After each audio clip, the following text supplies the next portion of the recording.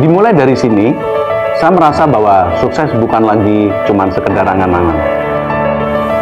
Dimulai dari sini, saya mulai bertemu dan mempelajari ilmu ekonomi dan bisnis dari dosen-dosen yang profesional dan dosen-dosen yang benar-benar ahli di bidang ekonomi dan bisnis.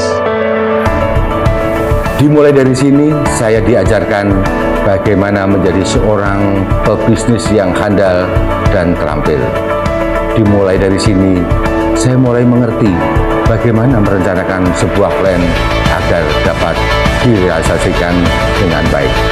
Selain itu, dimulai dari sini, saya mulai mengerti bagaimana kesulitannya untuk menjadi seorang owner perusahaan yang harus mempertahankan, mengembangkan daripada usaha ini. Apalagi di tengah-tengah persaingan yang berat. Dan lagi saya juga merintis karir sebagai karyawan Bank Jateng. Jadi dalam situasi ini saya harus berusaha dua-duanya, karir yang sukses dan usaha yang sukses pula. Sukses bagi saya sih adalah apa yang kita inginkan, apa yang kita cita-citakan bisa tercapai. Tidak mudah sih memang kalau mengingat banyak hal yang telah saya lalui baik suka maupun duka. Kadang teringat sih masa-masa kuliah saat bagaimana saya berjuang hingga menjadi seperti sekarang ini. Peningkatan skill dan kompetensi diasah melalui pelatihan-pelatihan dan praktikum-praktikum di kampus yang sangat berguna sekali untuk perkembangan karier saya saat ini. Itu menjadi bekal yang sangat berharga untuk saya bisa menjadi sukses. Kegiatan kemahasiswaan memupuk percaya diri saya sehingga menjadi bekal saya dalam berkarya di dunia kerja. Pendidikan di sini sangat berkualitas, mulai dari dosen, fasilitas pembelajaran, tidak heran akreditasinya bagus. Sukses kami dimulai dari sini. Sukses kami dimulai dari sini. Sukses kami dimulai dari sini.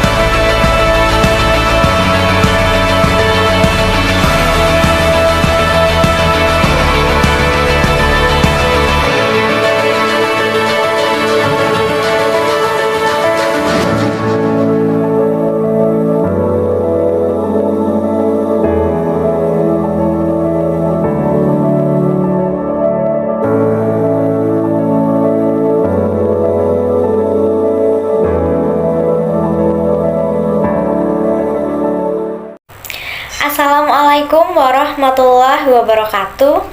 Halo teman-teman semua, perkenalkan nama saya Amelia Putri Cahyani, NIM 19,05520012. Saya merupakan mahasiswi dari Fakultas Ekonomika dan Bisnis, program studi S1 Akuntansi dengan mata kuliah Audit Bank yang diampu oleh Bapak Arif Himawan Winugroho, SE, AK, MM, CA, CPA. Baiklah, pada kesempatan kali ini saya bersama teman-teman saya akan memaparkan sedikit materi mengenai APU PPT sesi ketiga, yaitu Know Your Customers Principle. Selanjutnya izinkan saya untuk memperkenalkan teman-teman saya terlebih dahulu. Assalamualaikum warahmatullahi wabarakatuh. Salam sejahtera bagi kita semua. Hai teman-teman, perkenalkan nama saya Kristiari Yuning Martin, NIM 19,05520003. Saya dari mahasiswi Universitas Tikubang Semarang, program S1 Akuntansi, Fakultas Ekonomika dan Bisnis. Perkenalkan, saya Rosalia Diria Kristia, NIM 19,05520023, program studi S1 Akuntansi, Fakultas Ekonomika dan Bisnis, Universitas Tikubang, Unisbank Semarang. Oke, selanjutnya kita akan membahas mengenai pengertian dari APU PPT. Apa sih APU PPT itu? APU PPT atau singkatan dari Anti Pencucian Uang dan Pencegahan Pendanaan Terorisme adalah upaya pencegahan dan pemberantasan tindak pidana pencucian uang dan pendanaan terorisme. Selanjutnya kita akan membahas mengenai kelompok dan informasi nasabah. Dalam slide ini dijelaskan bahwa PJK diwajibkan mengidentifikasi dan mengklasifikasikan calon nasabah atau nasabah ke dalam kelompok berikut. Yang pertama ada calon nasabah orang perseorangan atau natural person.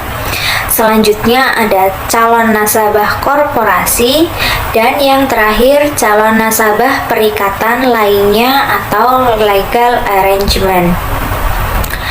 Kemudian dijelaskan bahwa identifikasi calon nasabah ini bertujuan untuk mengetahui profil calon nasabah yang dilakukan melalui permintaan data dan informasi yang paling kurang meliputi yang pertama ini ada calon nasabah orang perseorangan atau natural person.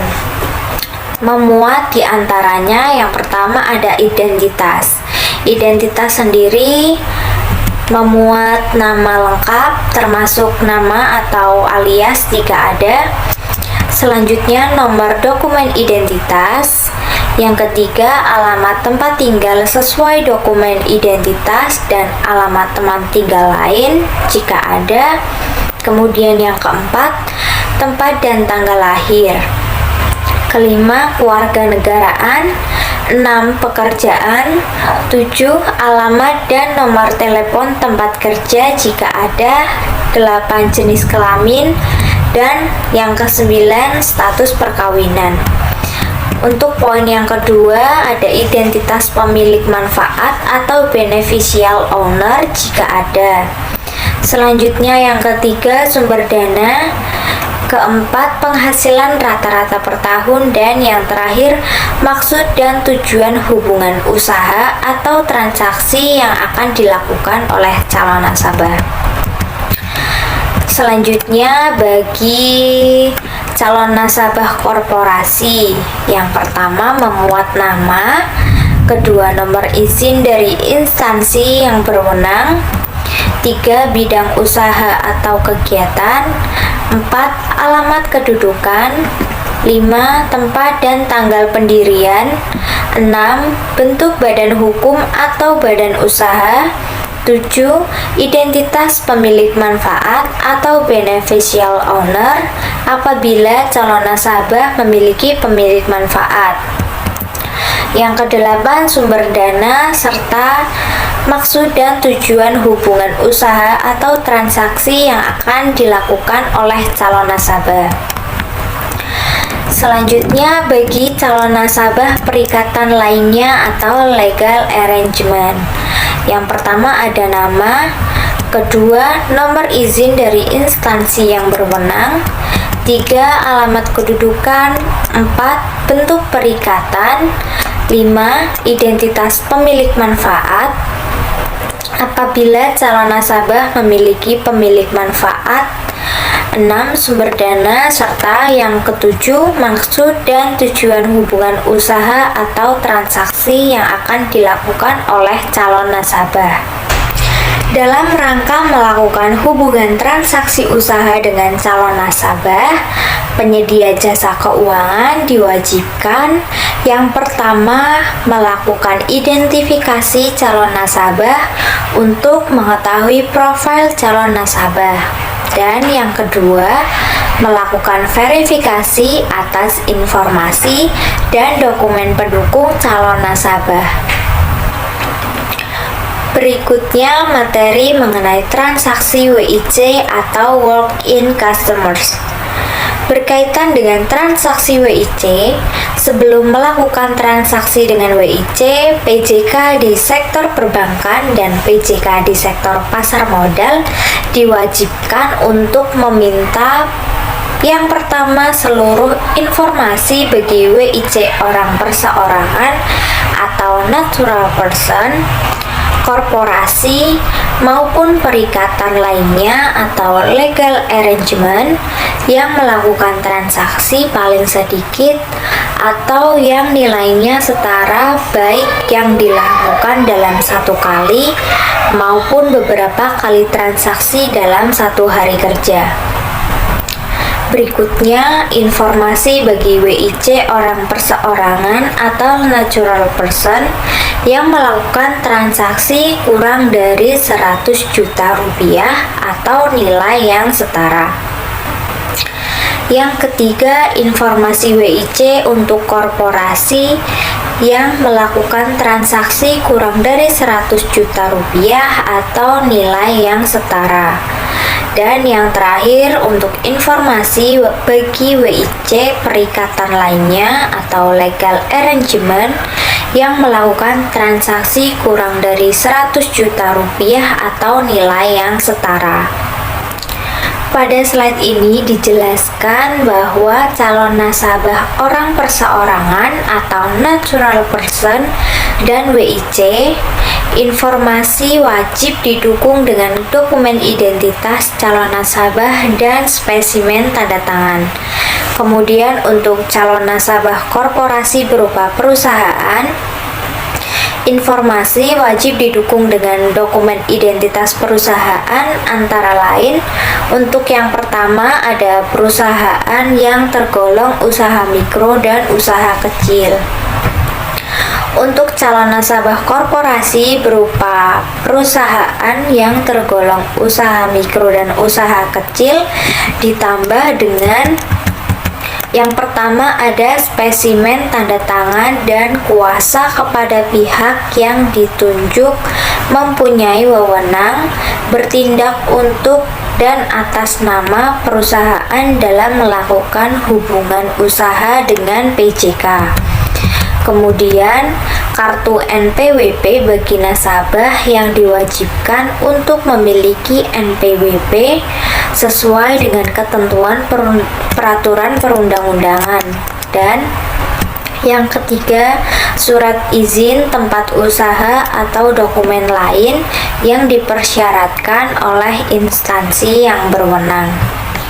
Kemudian untuk perusahaan yang tidak tergolong usaha mikro dan usaha kecil, untuk calon nasabah korporasi berupa perusahaan yang tidak tergolong usaha mikro dan usaha kecil ini, selain disertai dengan dokumen, ditambah dengan beberapa dokumen lainnya yaitu laporan keuangan atau deskripsi kegiatan usaha perusahaan, kemudian struktur manajemen perusahaan, yang ketiga struktur kepemilikan perusahaan, dan dokumen identitas anggota direksi atau pemegang kuasa dari anggota direksi yang berwenang mewakili perusahaan untuk melakukan hubungan usaha. Selanjutnya untuk poin yang ketiga, bagi calon nasabah korporasi berupa PJK, dokumen yang disampaikan meliputi yang pertama ada akta pendirian atau anggaran dasar PJK, selanjutnya izin usaha dari instansi yang berwenang, dan yang terakhir spesimen tanda tangan dan kuasa kepada pihak yang ditunjuk mempunyai wewenang bertindak untuk dan atas nama PJK dalam melakukan hubungan usaha dengan PJK. Untuk calon nasabah, selain calon nasabah orang perseorangan atau natural person dan korporasi berupa perusahaan, maka PJK wajib meminta informasi lengkapnya.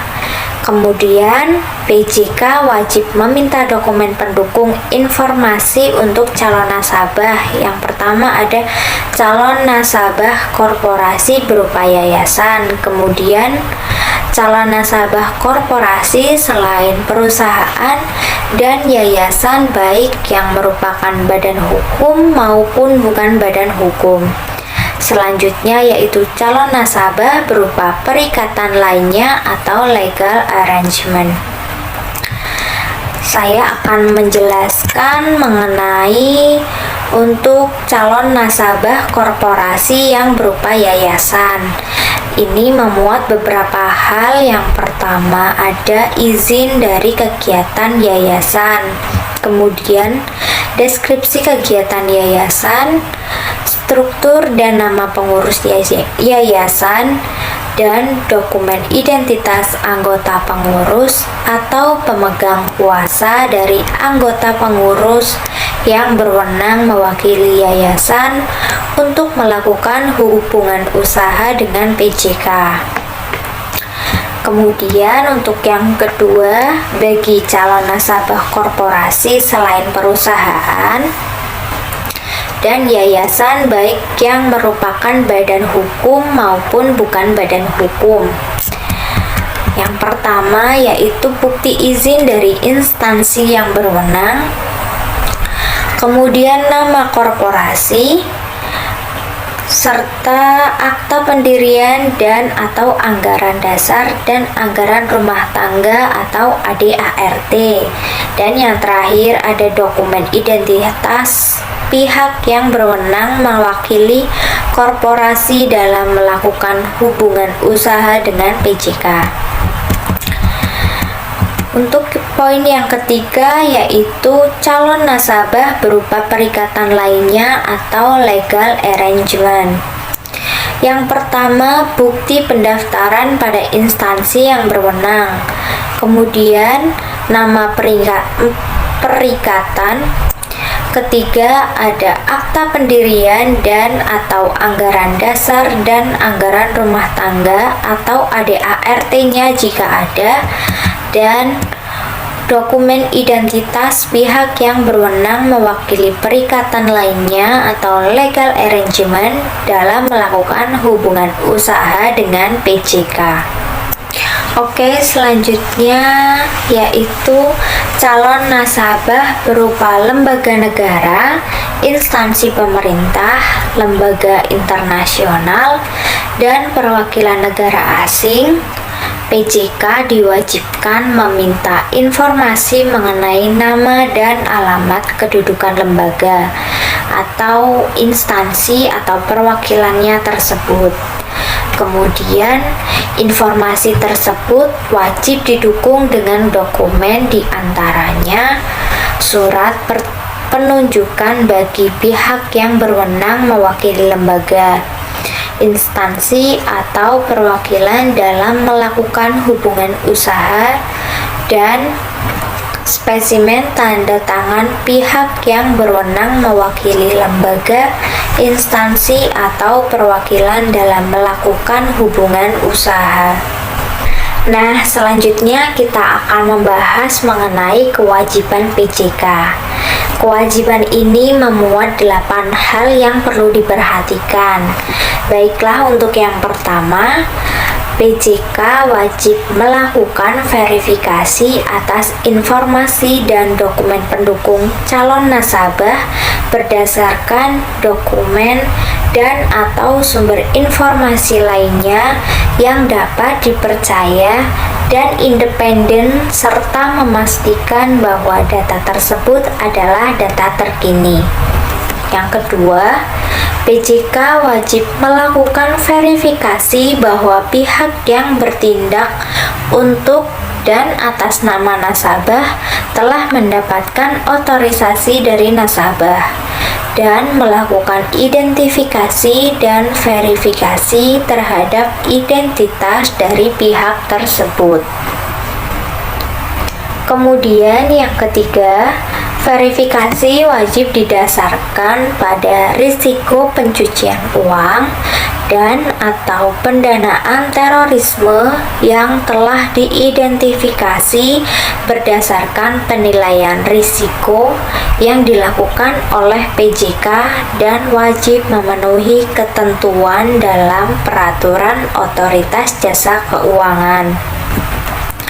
Yang keempat, PJK dapat melakukan wawancara dengan calon nasabah untuk meneliti dan meyakini keabsahan dan kebenaran dokumen.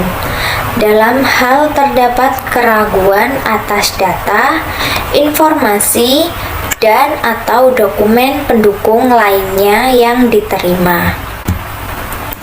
Selanjutnya yang kelima, dalam hal terdapat keraguan PJK, wajib meminta kepada calon nasabah untuk memberikan lebih dari satu dokumen identitas yang dikeluarkan oleh pihak yang berwenang untuk memastikan kebenaran identitas calon nasabah.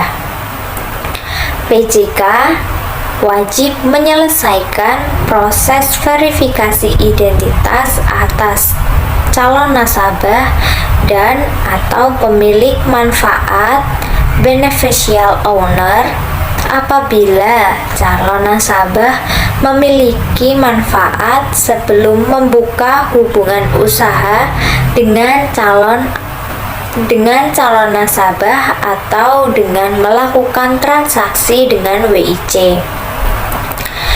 Yang ketujuh, dalam hal PJK telah menerapkan prosedur manajemen risiko, PJK dapat melakukan hubungan usaha atau transaksi sebelum proses verifikasi.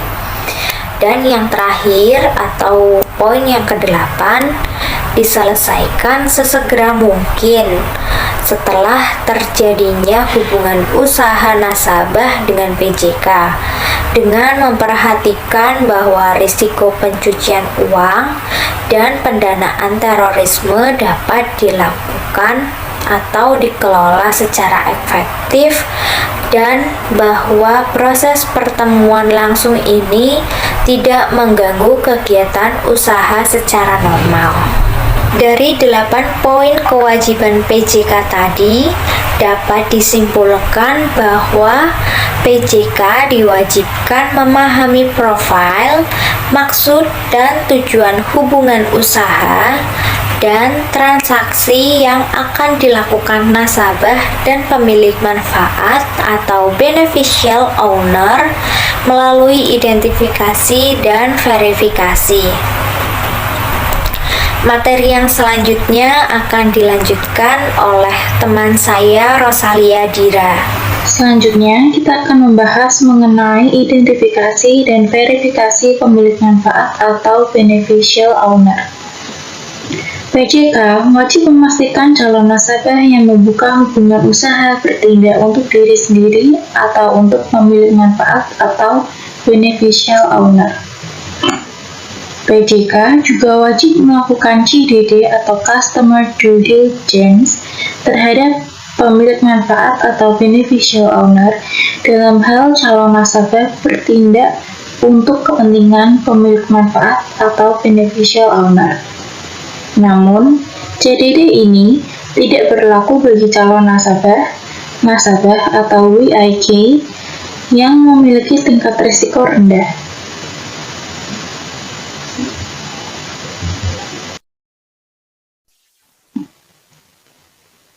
Prosedur yang akan diterapkan adalah EDD atau Enhanced Due Diligence, karena dalam hal pemilik manfaat atau beneficial owner tergolong sebagai PEP atau Politically Exposed Person.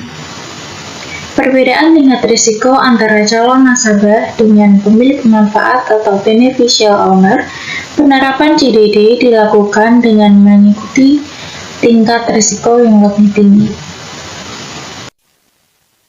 Lalu selanjutnya, PJK wajib melakukan identifikasi dan verifikasi identitas pemilik manfaat atau beneficial owner dalam hal calon nasabah bukan pemilik manfaat atau beneficial owner.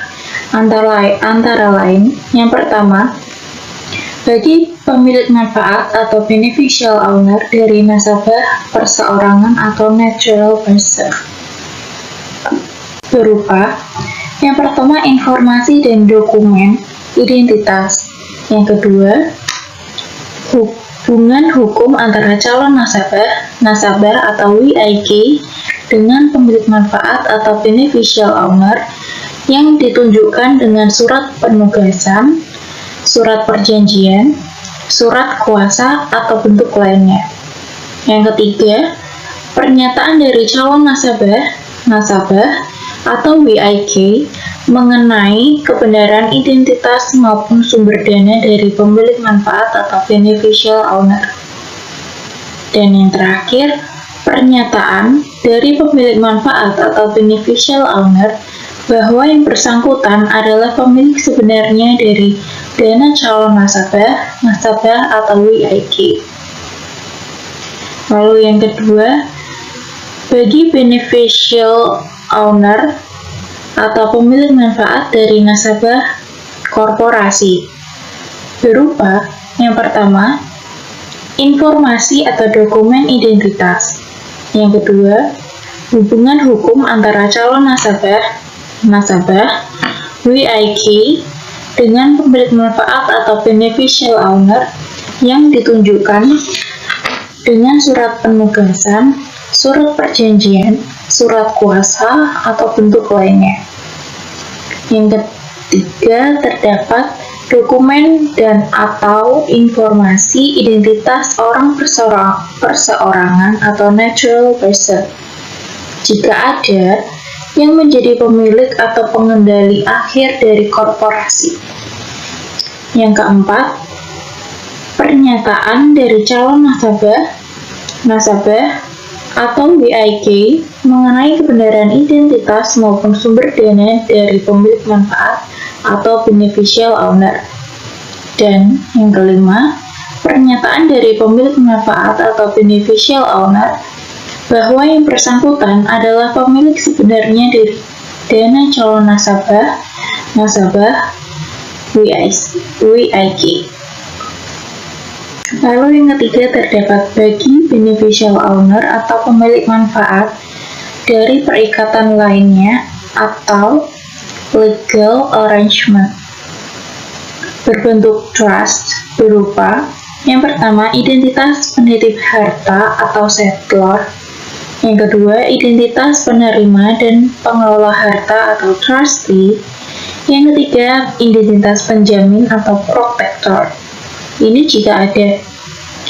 Dan yang keempat, identitas penerima manfaat atau beneficiary atau kelas penerima manfaat atau class of beneficiary. Dan yang kelima, orang perseorangan atau natural person yang mengendalikan trust. Bagi pemilik manfaat atau beneficial owner dari calon nasabah WIK perikatan lainnya atau legal arrangement dalam bentuk lainnya berupa identitas orang perseorangan atau natural person yang mempunyai posisi yang sama atau setara dengan pihak dalam trust sebagaimana dimaksud dalam huruf C tadi. Lalu selanjutnya terdapat dalam hal yang pertama, PJK ragu terhadap pihak yang menjadi pengendali. Maksud dari poin ini adalah PJK ragu terhadap pihak yang menjadi pengendali melalui kepemilikan adalah beneficial owner yang memiliki pengendalian melalui kepemilikan. PJK wajib melakukan identifikasi dan verifikasi atas dari orang perseorangan jika ada yang mengendalikan korporasi atau legal arrangement melalui bentuk lain.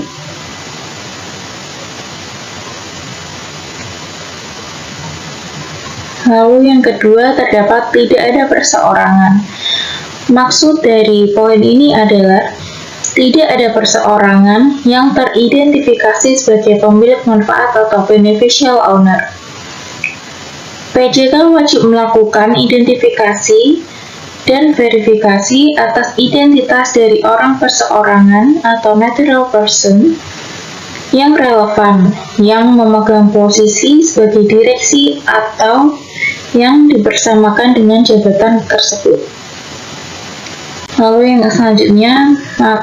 ketiga, terdapat nasabah adalah PJK lain di dalam negeri. Maksud dari poin ini adalah dalam hal calon nasabah atau WIK merupakan PJK lain di dalam negeri yang bertindak untuk dan atas nama pemilik manfaat atau beneficial owner. Dokumen mengenai pemilik manfaat atau beneficial owner dapat berupa pernyataan tertulis dari calon nasabah atau WIK. Keempat, terdapat nasabah adalah PJK lain di luar negeri. Maksud dari poin ini adalah dalam hal calon nasabah atau WIK merupakan PJK lain di luar negeri yang menerapkan program APU dan PPT yang paling kurang setara dengan peraturan OJK ini yang mewakili pemilik manfaat atau beneficial owner.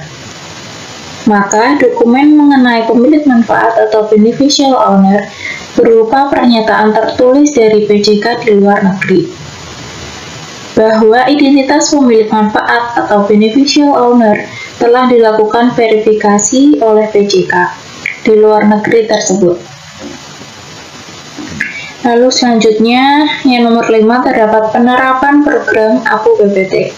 Maksud dari poin ini adalah dalam hal penerapan program APU dan PPT yang dilakukan oleh PJK di luar negeri tidak setara dengan peraturan OJK ini.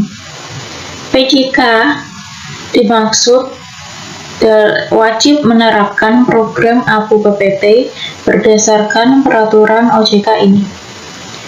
Dan yang terakhir, PJK meragukan atau tidak dapat meyakini identitas pemilik manfaat atau beneficial owner. PJK wajib menolak untuk melakukan hubungan usaha atau transaksi dengan calon nasabah atau WIK.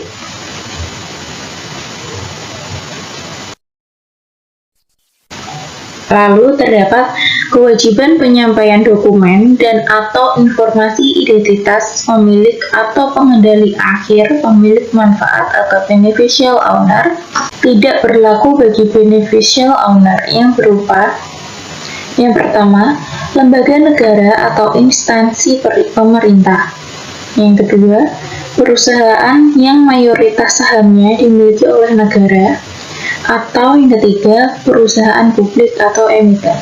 Pembahasan yang selanjutnya adalah identifikasi dan verifikasi calon nasabah dan nasabah berisiko tinggi. PJK wajib memiliki sistem manajemen risiko yang memadai untuk menentukan apakah calon nasabah, pemilik manfaat beneficial owner atau WIC termasuk kriteria berisiko tinggi. Kriteria berisiko tinggi dari calon nasabah, pemilik manfaat beneficial owner atau WIC yaitu yang pertama, latar belakang atau profil calon nasabah, pemilik manfaat beneficial owner atau WIC termasuk nasabah beresiko tinggi.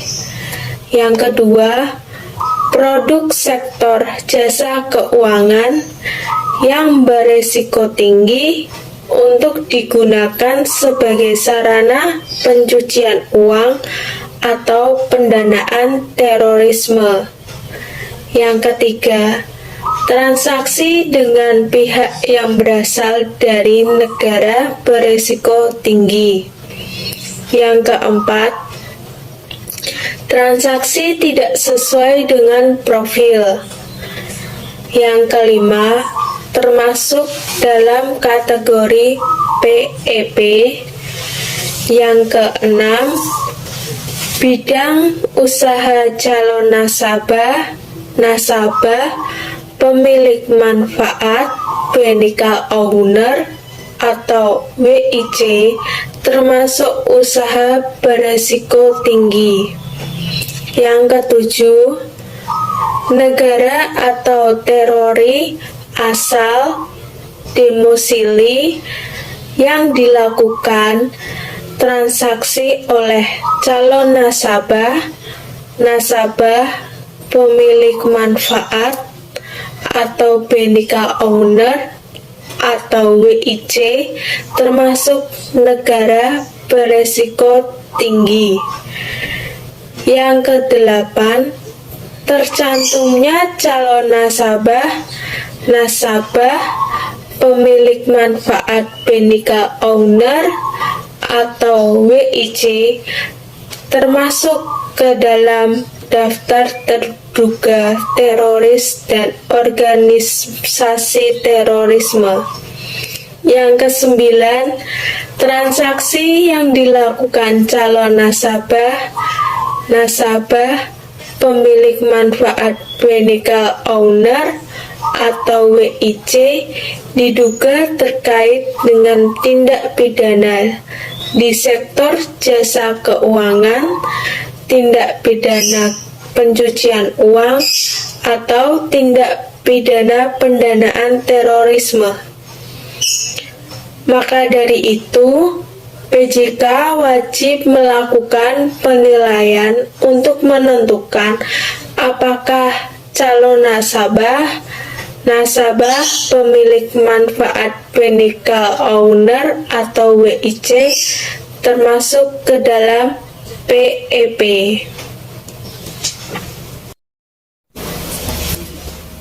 Selanjutnya, PEP, yaitu Politically Exposed Person.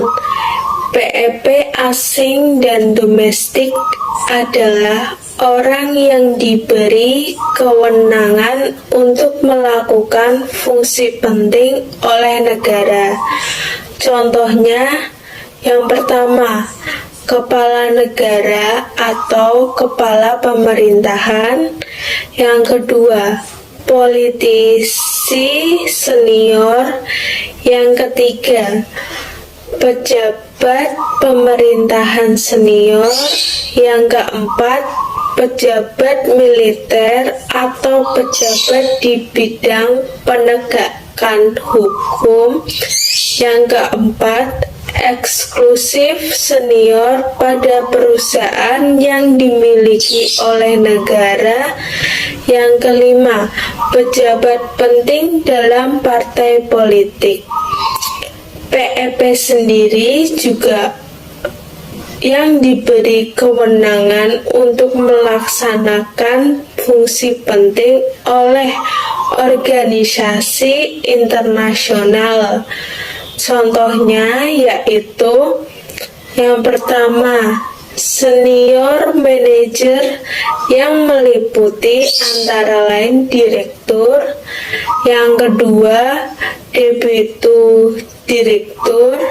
Yang ketiga, anggota dewan atau fungsi yang setara.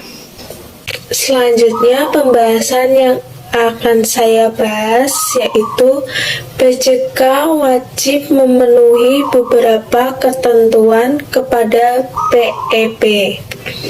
Ada 4. Yang pertama, memiliki sistem manajemen risiko untuk menentukan apakah calon nasabah atau pemilik manfaat beneficial owner memenuhi kriteria PEP. Yang kedua, menunjuk pejabat senior yang bertanggung jawab atas hubungan usaha dengan nasabah, pemilik manfaat beneficial owner atau WIC tersebut. Yang ketiga, melakukan EDD secara berkala paling kurang berupa analisis terhadap informasi mengenai nasabah atau pemilik manfaat beneficial owner, sumber daya, dan sumber kekayaan. Yang keempat, pemantauan yang lebih ketat atas hubungan usaha antara lain melalui peningkatan jumlah dan frekuensi pengawasan, dan pemilihan pola transaksi. Selanjutnya, pejabat senior juga memiliki wewenang ada dua. Yang pertama, memberikan persetujuan dan penolakan terhadap calon nasabah atau pemilik manfaat beneficial owner atau WIC yang tergolong berisiko tinggi. Yang kedua, membuat keputusan untuk meneruskan atau menghentikan hubungan usaha dengan calon nasabah pemilik manfaat beneficial owner atau WIC yang tergolong berisiko tinggi. Selanjutnya, terhadap PEP domestik atau orang yang diberi kewenangan untuk melakukan fungsi penting dalam organisasi internasional. PJK wajib memenuhi ketentuan sebagai berikut. Yang pertama, PJK wajib memiliki sistem manajemen risiko untuk menentukan apakah nasabah atau pemilik manfaat beneficial owner memenuhi kriteria PEP. Yang kedua, dalam hal terdapat risiko yang lebih tinggi atas hubungan usaha antara PJK dengan nasabah atau pemilik manfaat beneficial owner tersebut, maka PJK wajib menerapkan 3 hal. Yang pertama, menunjuk pejabat senior yang bertanggung jawab atas hubungan usaha dengan nasabah atau pemilik manfaat beneficial owner atau WIC tersebut.